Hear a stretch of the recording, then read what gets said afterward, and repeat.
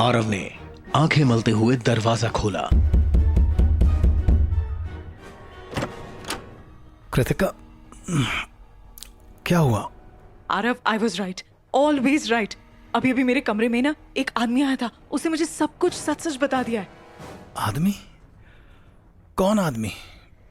तभी कृतिका के घर के गेट पर बेल बजी। कृतिका ने चल रही सीसीटीवी फुटेज की तरफ देखा। दैट्स सुप्रिया। आरव ने मोबाइल में टाइम देखा।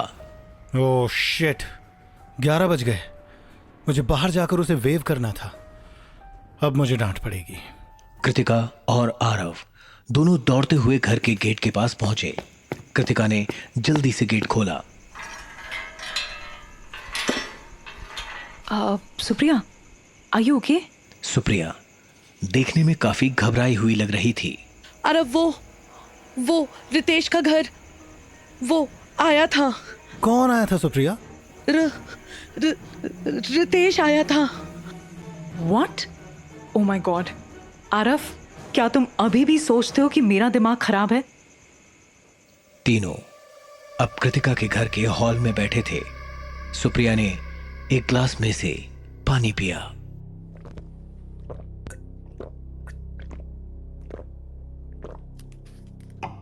रितेश ने मुझे सब कुछ समझा दिया है। उसने मुझे बताया कि वो मेंटली डिस्टर्ब नहीं था। एक्चुअली कॉलेज के दिनों में जब वो यहाँ भिवरी में आया था, तभी उसका इंटरेक्शन दूसरी डायमेंशन की रियलिटी से हुआ था, और उस दूसरे डायमेंशन में मैंने उसके प्यार को अपनाया था। वो यहाँ जिस सुप्रिया के साथ रह रहा था, वो दूसरी रियलिटी से आई थी। रितेश पागल नहीं था। आई डोंट अंडरस्टैंड कि तुम दोनों आखिर बोल क्या रहे हो। अभी कृतिका कह रही थी कि उसकी बात किसी आदमी से हुई थी, और अब तुम बोल रही हो कि तुम रितेश से मिली थी। What's going on? कि तुम दोनों मिलकर मुझे प्रैंक कर रहे हो? लेकिन कृतिका तो किसी गहरी सोच में दिखाई दे रही थी। एक मिनट, अगर ये जगह ऐसी है जहां पर यूनिवर्स के कई डायमेंशंस एक साथ एग्जिस्ट करते हैं, तो ऑब्वियसली रितेश मेंटली अनस्टेबल नहीं था। इसका मतलब है कि एक तरह से मैंने ही उसे मारा है।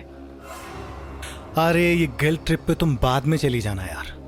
Now tell me what should we do?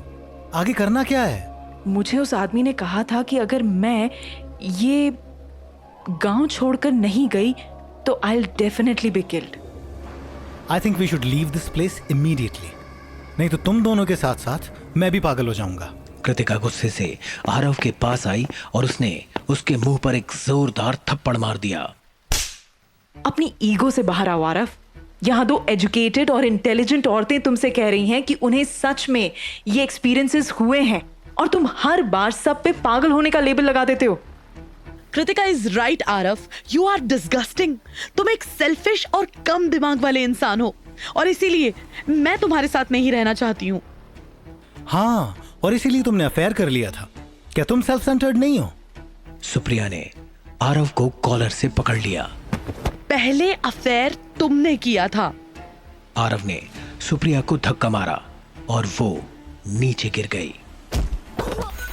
ये देख कृतिका के सर एकदम से खून सवार हो गया और उसने अपनी पिस्टल आरव पर तान दी। यू बास्टर्ड, औरत पे हाथ उठाता है। नो कृतिका, कृतिका ये तुम क्या कर रही हो? No Kritika, don't shoot. लेकिन कृतिका पिस्टल से गोली चला चुकी थी। आरव जमीन पर गिर गया था। बुलेट आरव के ठीक पास से निकल गई थी। कृतिका ने फिर से आरव पर निशाना ताना। साले हरामी, आज मुझ पर भी लाइन मार रहा था ना तू? Supriya, he doesn't deserve you। Aarav सोफे के पीछे जाकर छिप गया। सुप्रिया ने कृतिका के हाथ से उसकी पिस्टल छीन ली। कृतिका तुम पागल हो गई हो क्या? फकिंग साइको, उसे मार दोगी क्या? आई एम सॉरी कृतिका, मैं अपना बिहेवियर ठीक कर दूंगा। I promise. कृतिका एकटक सुप्रिया को देख रही थी और फिर एकदम से रोने लग गई। आई एम सॉरी सुप्रिया, पता नहीं मुझे क्या हो गया था। I just didn't feel like myself. Kritika दौड़कर आरव के नजदीक आई। Aarav, I am sorry, so sorry. Please मुझे माफ कर दो। कृतिका ने आरव को हाथ से पकड़कर उठाया। आरव अब भी कृतिका से कुछ दूर खड़ा था।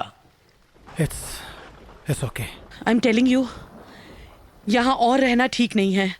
We have to leave, we have to leave right now. Kritika, Supriya और आरव के साथ उनकी कार में बैठी थी। रात के 1 बज चुके थे। कृतिका ने बस अपनी इमीडिएट जरूरत की चीजें साथ में ली थी। आरव ने कार स्टार्ट की और उसे गियर में डाल दिया।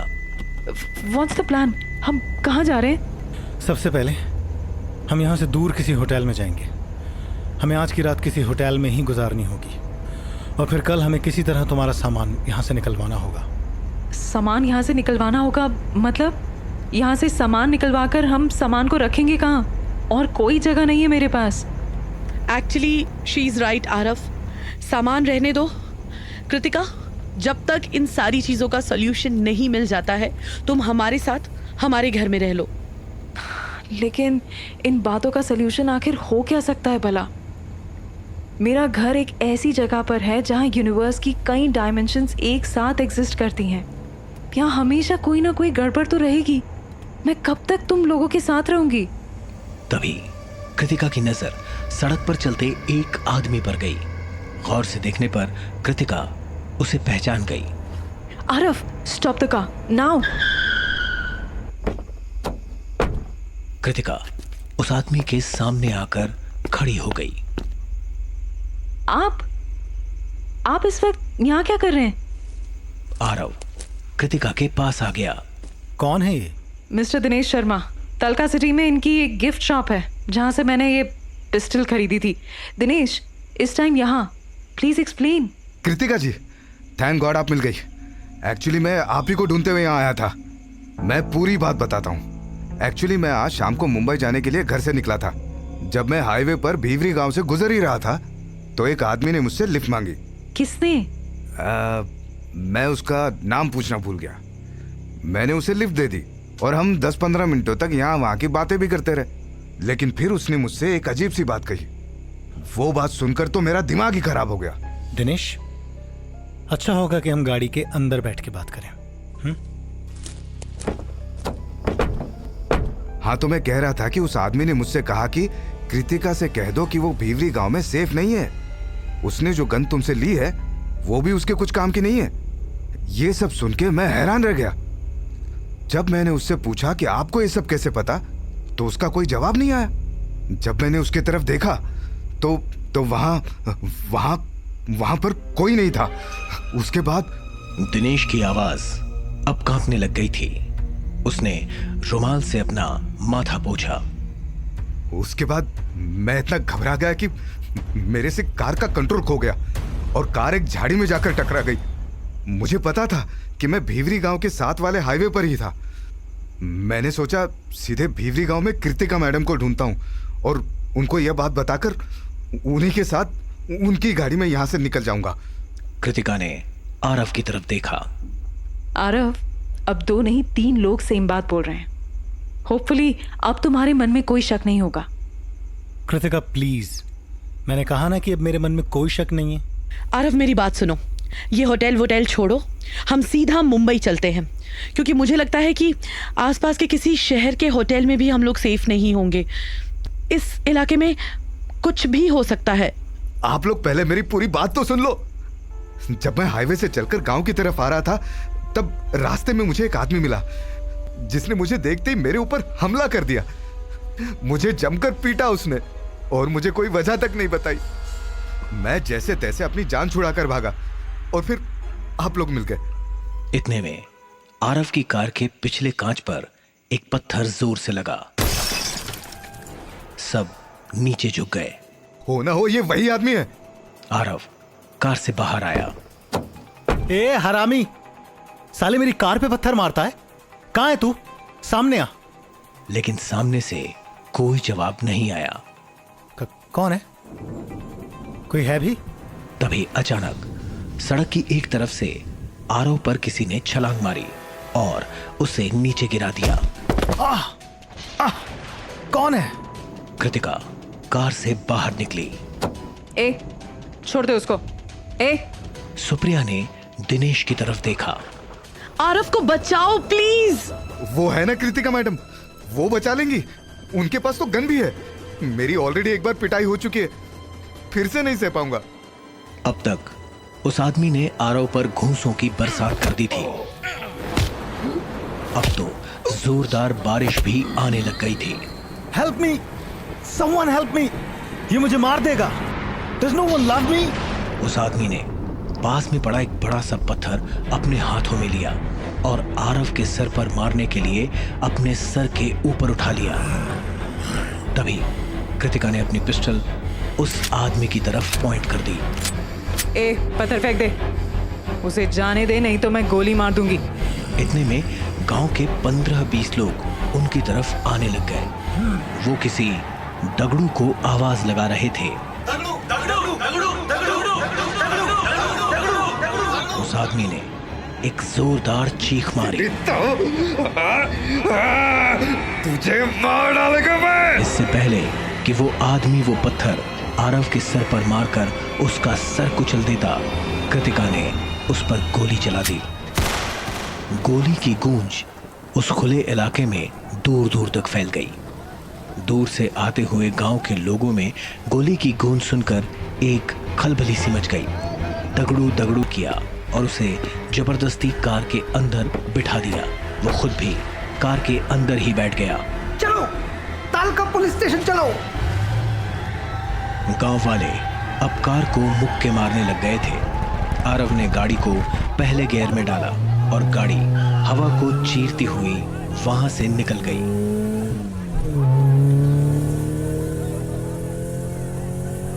अगले 1 घंटे में वो सब लोग तलका पुलिस स्टेशन के बाहर थे। रात के 1:30 बजने को थे। कृतिका कार में बैठी जोर जोर से रो रही थी। पता नहीं मुझे क्या हो जाता है, अचानक इतना गुस्सा हो जाता है, ऐसा लगता है मेरे अंदर कोई है। इट्स ओके कृतिका, जो हुआ उसमें तुम्हारी गलती नहीं थी। तुमने जो किया आरव की जान बचाने के लिए किया।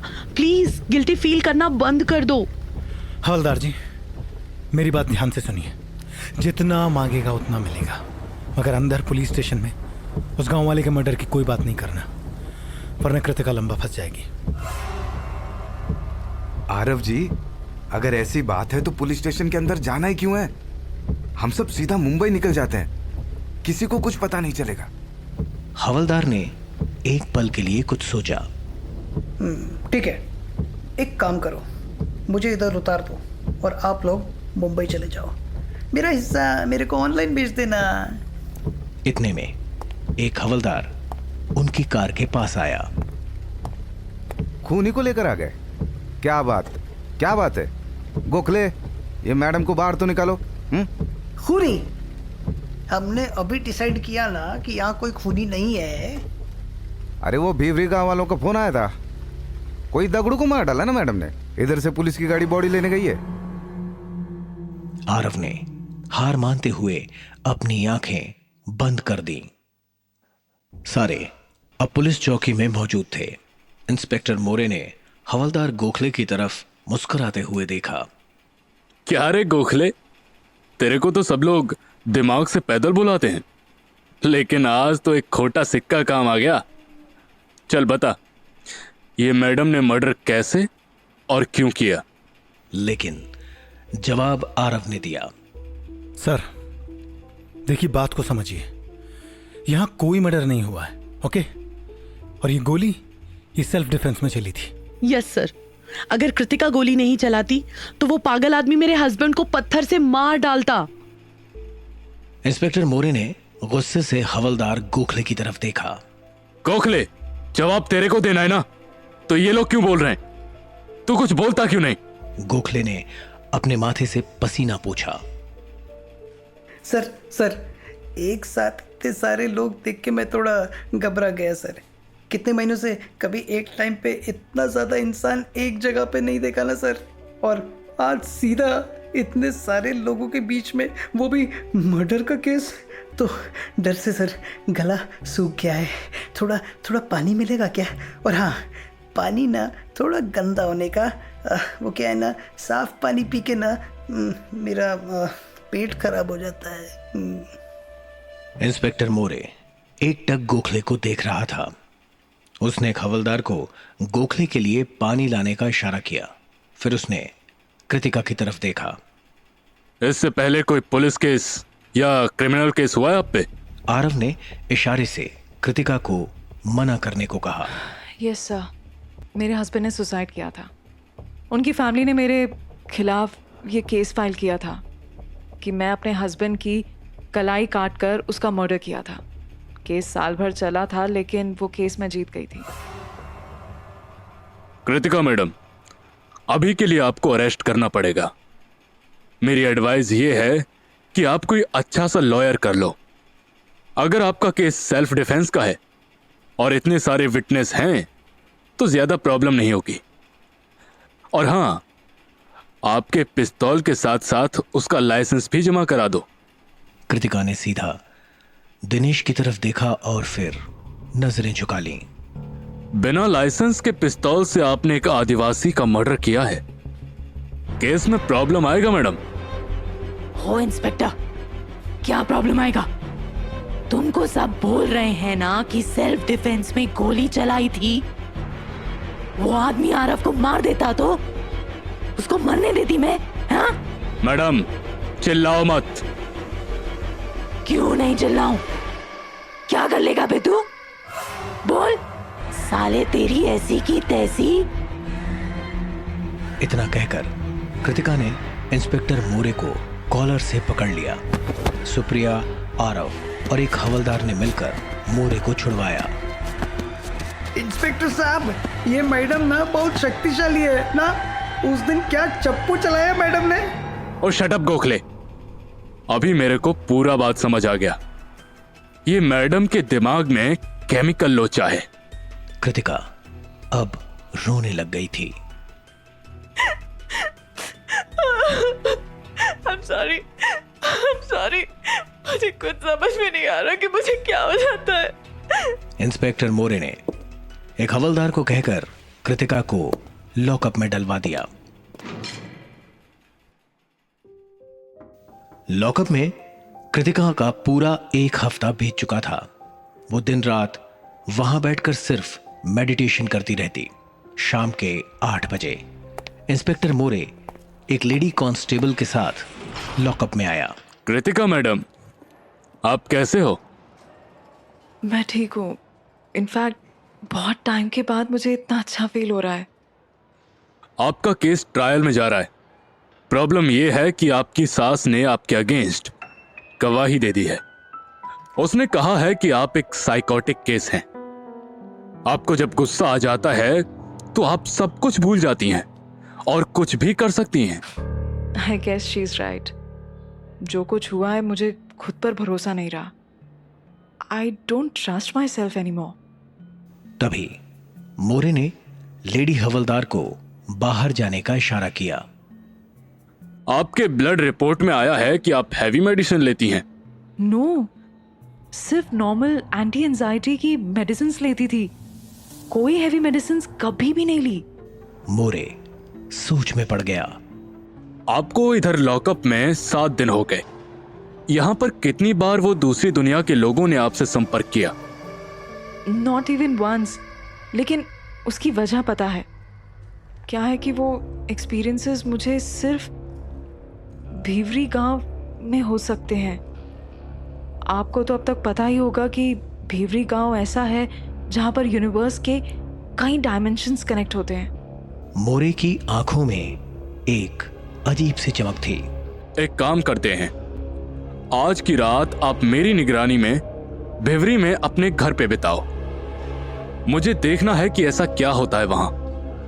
लेकिन ध्यान रखना, ये अनऑफिशियल इन्वेस्टिगेशन है, किसी को पता नहीं चलना चाहिए। रात के 11 बजे मोरे कृतिका को पुलिस की जीप में बैठाकर उसे उसके बंगले में ले आया।